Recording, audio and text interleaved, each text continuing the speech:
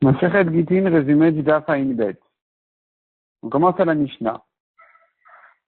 Un homme qui dit à sa femme, voici ton guet. Il lui dit qu'elle sera divorcée avec ce guet-là si il meurt. Ou bien qu'elle soit divorcée de cette maladie, c'est-à-dire s'il meurt de cette maladie. Ou bien après sa mort. Ces trois langages-là ne sont pas bons. Parce que je comprends que le guet ne va la divorcer qu'après sa mort, alors qu'un homme dans la tombe ne peut pas se divorcer.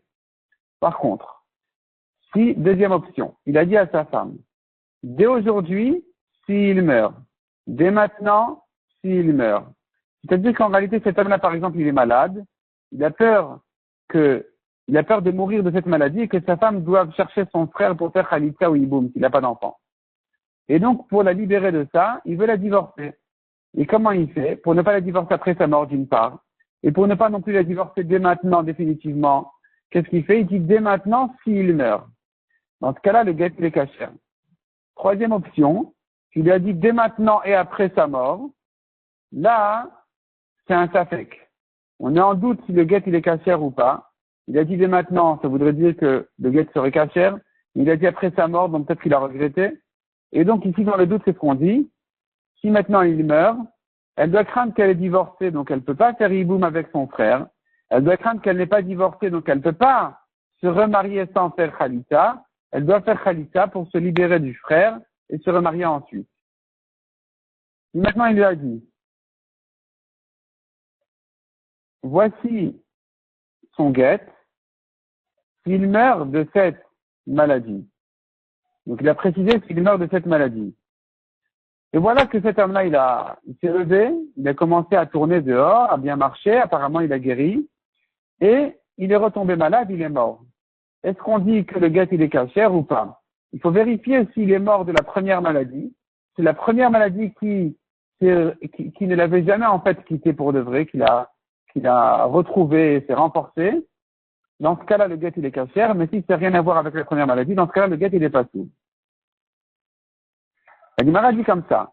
Dans la première option de la Mishnah, quand elle a dit s'il meurt, on a dit c'est pas soul, parce qu'en réalité, le mot s'il meurt a deux sens.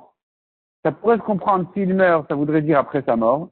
On pourrait comprendre s'il meurt, ça voudrait dire de son vivant s'il meurt. Et donc, ce ne serait qu'une condition. On ne sait pas si quand il dit s'il meurt, c'est la date du divorce, donc après sa mort, ou bien ça voudrait dire une condition. Et dans le doute, et puisqu'on ne sait pas exactement ce que ça veut dire, en fait, ça dépend de sa phrase. S'il a dit uniquement s'il meurt, ça veut dire après sa mort. Mais s'il a dit dès aujourd'hui s'il meurt, ça voudrait dire rétroactivement. Ce ne serait qu'une condition. La Gemara revient sur le deuxième cas de la Mishnah. Non, toujours le premier où il a dit s'il meurt, qui voudrait dire après sa mort. Le guet, il est pas soul. La Gemara dit cependant, dit Ravuna, elle doit faire Khalitza. On craint quand même que peut-être que le guet il est cachère et qu'elle ne peut pas faire Iboum en se mariant avec le frère de son mari. Peut-être que non, elle était divorcée et qu'elle ne peut pas faire avec lui Iboum. Donc dans le doute, elle doit faire Khalitza. La Gemara s'étonne. Pourquoi tu me dis ici qu'elle doit faire Khalitza? C'est bien le troisième cas de la Mishnah.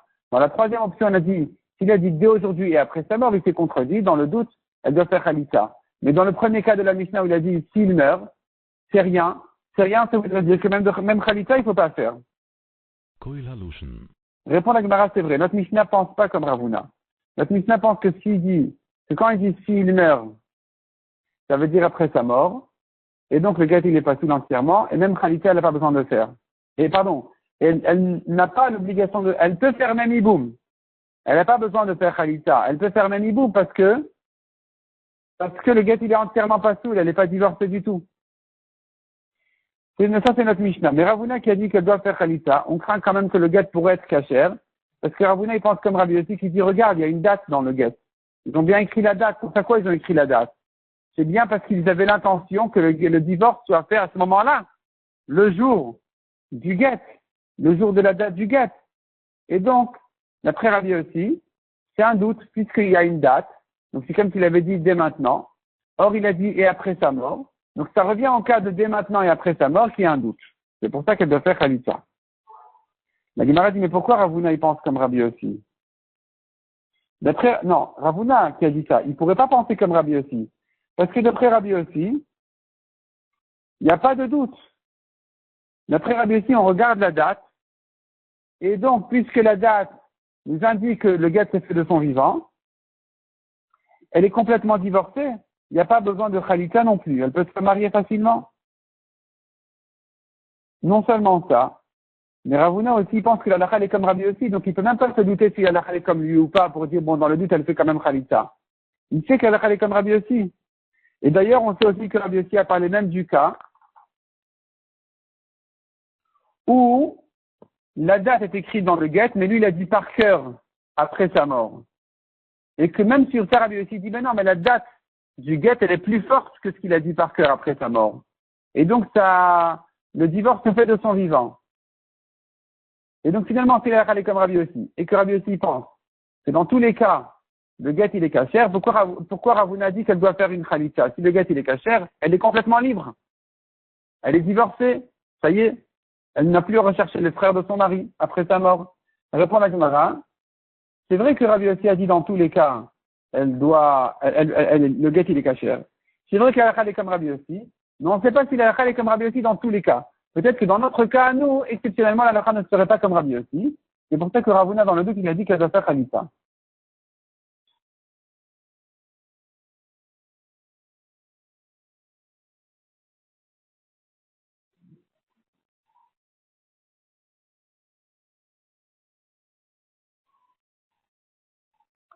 La Gemara dit ça c'est pour Ravuna. Mais Rava, il pense que la halakha est complètement comme Rabbi aussi, et que dans tous les cas, le guet, il est entièrement cachère, puisqu'il y a une date dans le guet qui nous indique que ça fait de son vivant.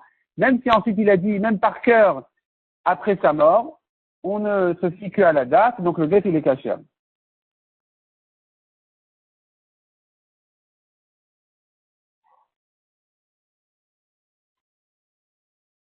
La Gemara ramène là-dessus encore d'autres versions, où Ravuna se rapporterait sur la fin de la Mishnah, quand il a dit clairement, voici ton guet après la mort. La Mishnah a dit, ça vaut rien. Ravuna a précisé là-dessus que selon Rabbi aussi, elle doit faire khalitza parce qu'il y a quand même la date qui nous indique que qu'il aurait voulu que ça se fasse de son vivant. Et donc, c'est pour ça que Rabbi aussi, quand il voit cette contradiction-là entre la date et les mots du mari qu'il a dit après sa mort, eh bien, elle doit faire khalitza, donc dans le doute.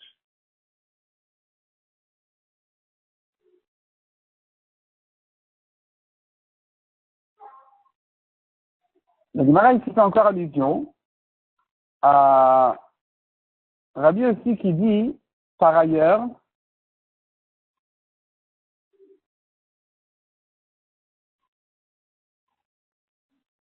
un homme qui a dit, s'il vient pas d'ici un an, écrivez, donnez un guet à ma femme, s'il est mort dans l'année, et qu'ils ont écrit le guet dans l'année. On ne sait pas s'il est mort. Ils ont écrit le guet dans l'année. Je reprends. Il a dit, s'il ne revient pas d'ici un an, donnez un guet à ma femme. Dans l'année, ils ont écrit le guet. Ils l'ont donné après l'année. Eh bien, selon les Chachamim, le guet, il est pas souple, parce qu'ils auraient dû le faire après l'année. Et selon Rabbi aussi, il est quand même cachère. Celui-là, il est cachère, mais pas un autre. C'est-à-dire que dans le cas de notre Mishnah, où il a dit, Me'ayom ou le'acharmita, dès aujourd'hui et après la mort, selon Rabbi aussi, le guet ne serait pas un guet cachère entièrement, on est en doute, elle doit faire khalitza. Alors que d'après Rabbi, Me'ayom ou le'acharmita, c'est un guet cachère complètement, et que donc, il faudrait que, elle est libre complètement, elle n'a pas besoin de faire khalitza du tout. Donc là, il se trouve comme ça. Nous avons une double marquette entre Rabbi et Rabbi aussi. Pour Rabbi, s'il a dit Mayam ou la Haramita, dès aujourd'hui après sa mort, bien pour Rabbi, c'est un guet kasher. Le guet n'est kasher d'après Rabbi que quand il a dit clairement Mayam ou la Haramita. Mais s'il y a une date dans le guet et qu'il a dit dessus la Haramita, pour Rabbi, c'est pas bon. On ne dira pas c'est un guet kasher parce qu'il y a la date c'est importante. C'est que Rabbi aussi qui accorde de l'importance à la date. Donc dans ce cas-là, d'après Rabbi, il ne dira pas que c'est un guet kasher. Rabbi aussi dira que c'est un guet kasher parce que nous avons la date. Et la deuxième marloquette, comme on a vu, si le guet a été fait dans l'année et qu'il a été donné après l'année, que selon Rabbi aussi c'est un guet caché, et selon Rabbi non.